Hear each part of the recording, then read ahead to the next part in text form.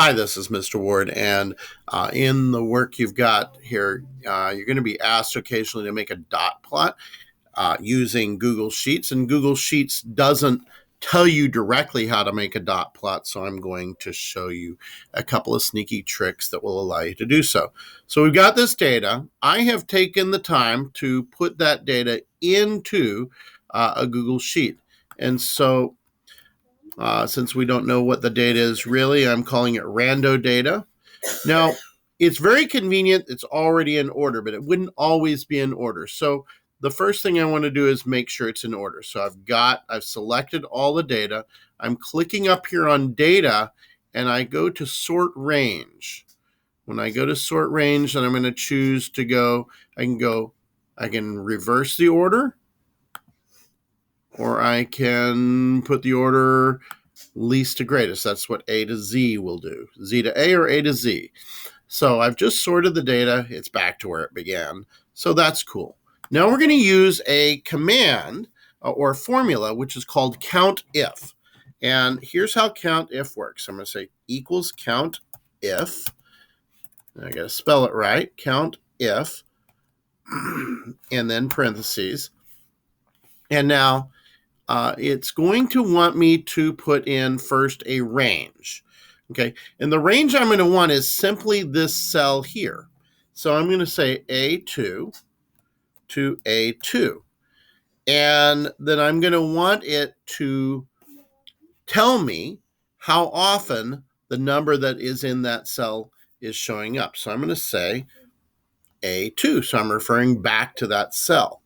Okay, so that number there showed up once. Of course, that doesn't help me very much. What I want to do is I want to make a count of all of these. But I've got to do a couple of little tricks. Okay, so what I'm going to do is I'm going to start off. I need to lock down my range. What the COUNTIF command does is it counts to see how many times in a range a particular thing is showing up. So what I really want to do is I'm going to make a command that is going to change as it goes down, but it's going to latch itself to the very first cell. Now, to latch itself to the very first cell, I'm going to use the absolute code. So I put the dollar signs. Now I actually want a range, okay, and I want it to go to A2. Now that is in a relative form right now. So A2 will change. Now in this case, I don't need to put a dollar sign in front of anything on this, but I would want to keep it in this column. So putting the dollar sign in front of the A keeps me locked in the column. Without putting the dollar sign in the 2, that will allow it to change. I can also put a dollar sign in front of this A because I'm going to want the thing it's referring to stay in that column too. Now, there's our command. Take a moment to look it over and see if it makes sense. And I hit enter. And then if I want to copy it down to all of these, I'm clicked on there and you see that little blue box, little square in the bottom corner. If I double click on that, it copies that down all the way through here. And let's just check what it did to make sure it actually gave us what I wanted. Well, there's 1, 6, there's 1, 7, and I'm going to label this count. There is 1 8 so far, but if I go here, there's 2 8s. So what it's done is it's counted all the 8s that show up until this point, up until here, okay? At this point, there was 1 8, so it had counted all the 8s up until that point, and that's what it's showing a range of A2 to A4 to see if A4 shows up. Here, showing a range of A2 to A5 and seeing if how many times A5 has shown up. Well, now it's shown up twice. And I can go down and see 9 shows up once, then twice, then 3 times. 10 shows up once, twice, 4 times, that's so forth, and so on. and it's got an accurate count. Okay, now we want to make a dot plot. And to make a dot plot, to make a graph of any sort, you're going to want to select the things you want a graph of.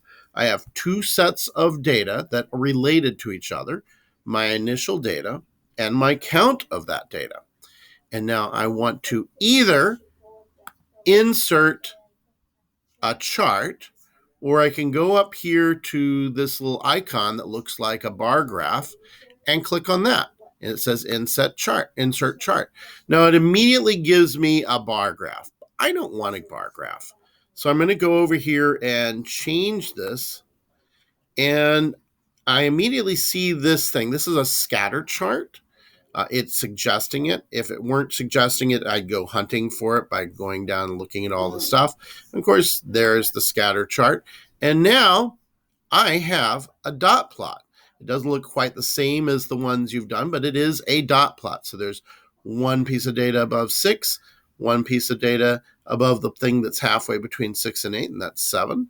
There's 2 8s, there's 3 9s, 4 10s, and so forth. And so you can really quickly see the shape of the distribution of the data.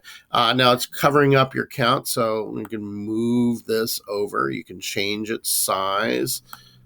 We can do some things like changing this, so it's vertical axis. We could, I believe we can change the maximum value. Let's change the maximum value to 5 and make the minimum value 0.5. Okay, and now the data shows up a little better. We can also adjust the horizontal axis. So bring that up, adjust the horizontal axis, and let's make the horizontal axis go from a minimum value of 5 and a maximum value of 15. And now I think it's aesthetically a little better. But as long as you can make sense of it and you see that stuff off to the side, you don't have to do that. But for presentation of your data, you want to pay attention to aesthetic things. And you can see very quickly that this has a very particular kind of distribution that I'll leave to you to sort out. I hope that was helpful.